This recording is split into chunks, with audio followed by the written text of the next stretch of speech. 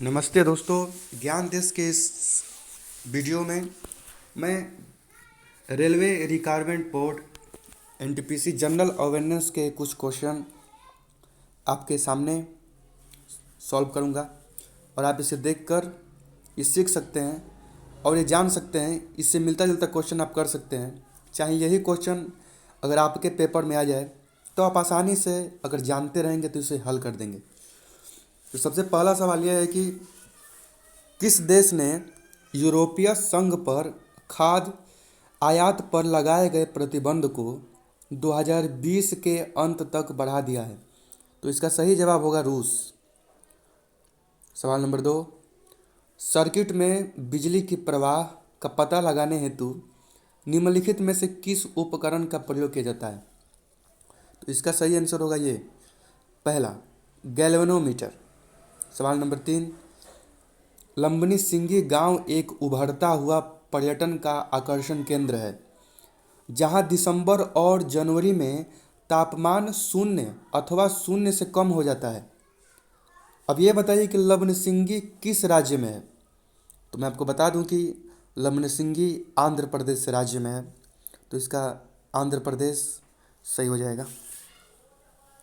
Question number 4, दिसंबर 2015 में निम्नलिखित में से किस विकल्प को हरियाणा में पंचायत चुनाव में लड़ने हेतु महत्वपूर्ण मानदंड के रूप में घोषित किया गया था? तो इसका सही जवाब ये पहला वाला होगा। घर में एक प्रयोजन मूलक शौचालय बनाए हेतु ये मानदंड के रूप में घोषित किया गया था।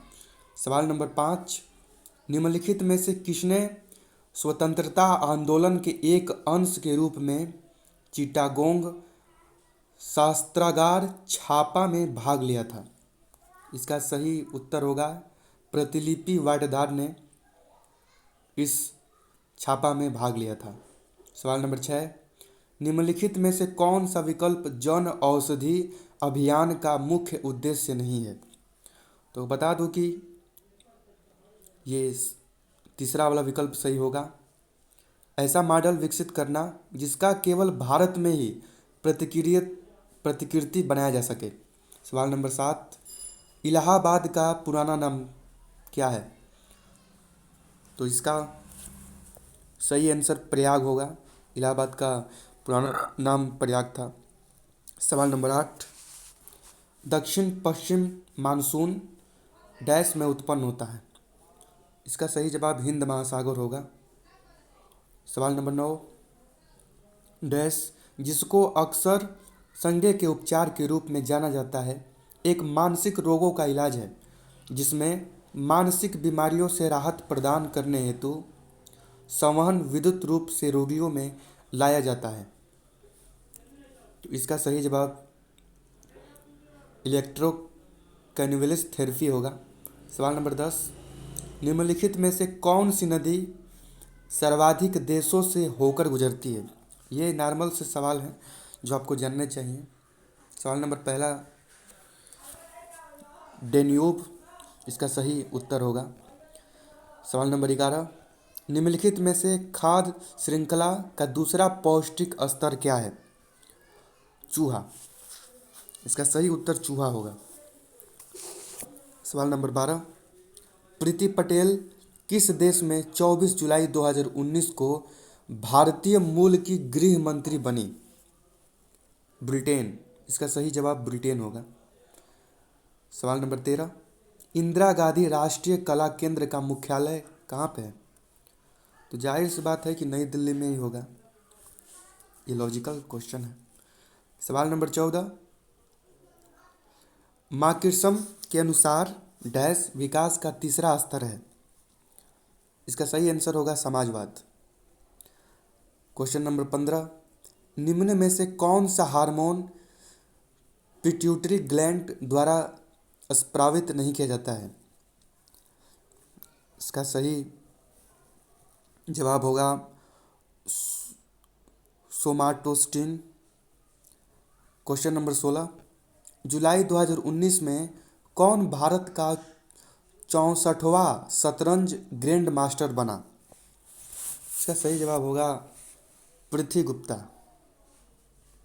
सवाल नंबर 17, बाघों की जनगणना रिपोर्ट 2018 के अनुसार भारत के किस राज्य में सबसे अधिक बाघ मौजूद हैं? ये भी काफ़ी अच्छा क्वेश्चन है और सभी नागरिकों को जानना चाहिए करंट अफेयर्स के बारे में। तो इसका सही आंसर होगा मध्य प्रदेश। सवाल नंबर 18, पीपल चॉइस अवार्ड 2016 में बॉलीवुड अभिनेत्री प्रियंका प्रियंका चोपड़ा को कौन सी अमेरिकन टीवी थ्रिलर सीरीज के लिए उनकी अग्रणी भूमिका हेतु पसंदीदा अभिनेत्री का अवार्ड मिला? ये भी इसमें काफ़ी फेमस हुआ था ये, और इसका सही जवाब होगा क्वांटिको।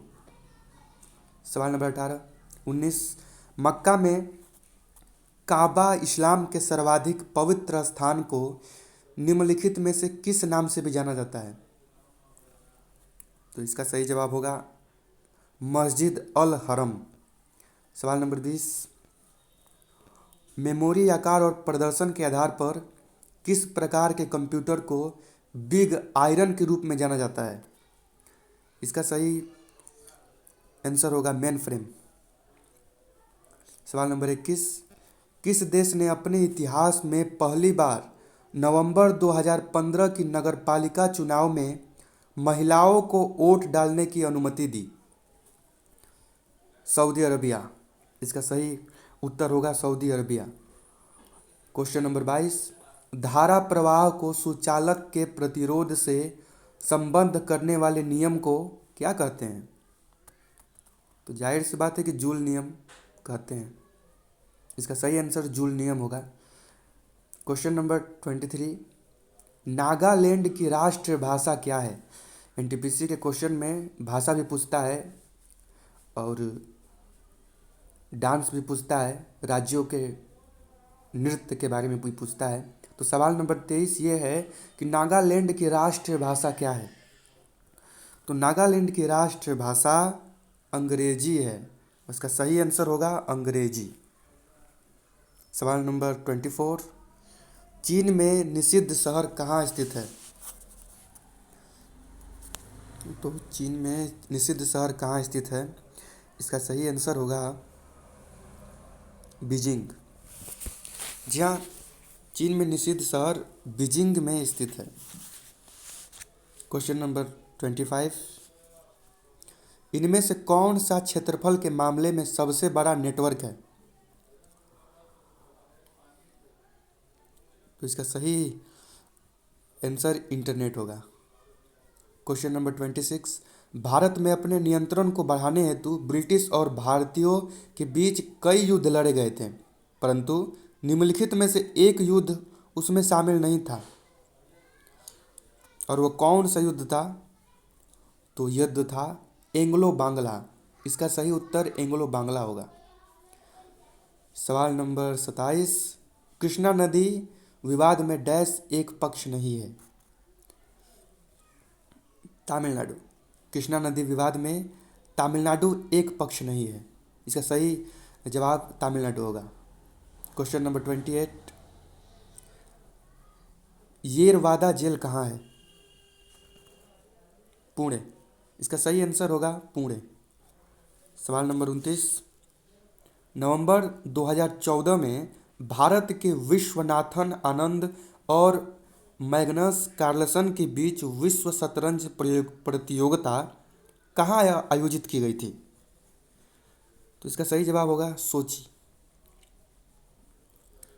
क्वेश्चन नंबर 30, आधुनिक आवर्त सारणी की तीसरी अवधि का सबसे विद्युत घन तत्व डैश है और सबसे ऋणात्मक तत्व है?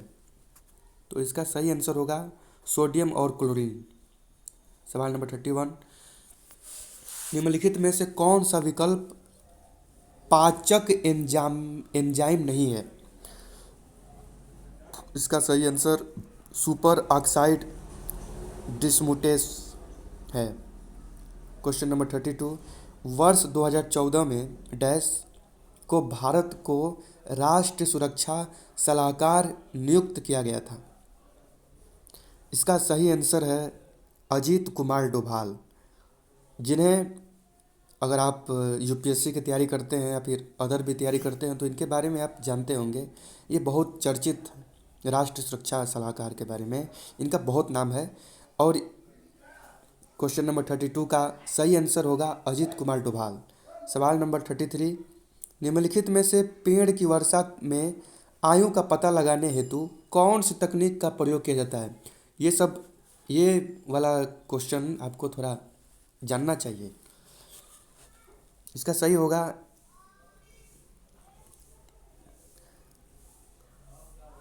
दूसरा वाला।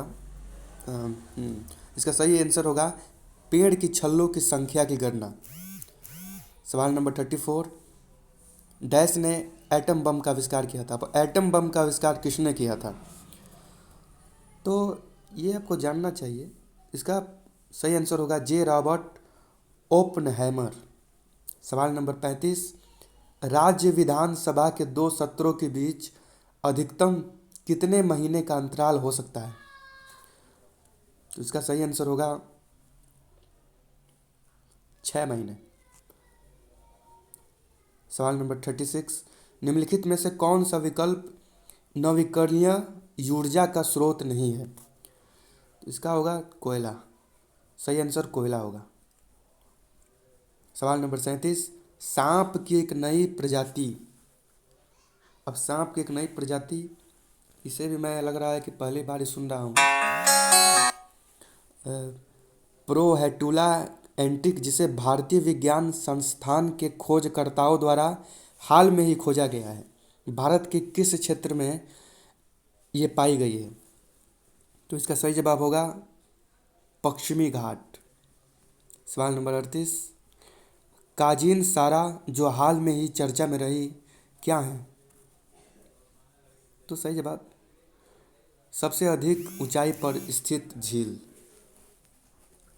सवाल नंबर 39, वयस्क शिक्षा संगठन ज्ञान प्रसारक मंडली की शुरुआत किसने की थी, तो इसका सही जवाब होगा दादा भाई नौरोजी ने वयस्क शिक्षा संगठन ज्ञान प्रसारक मंडली की शुरुआत की थी।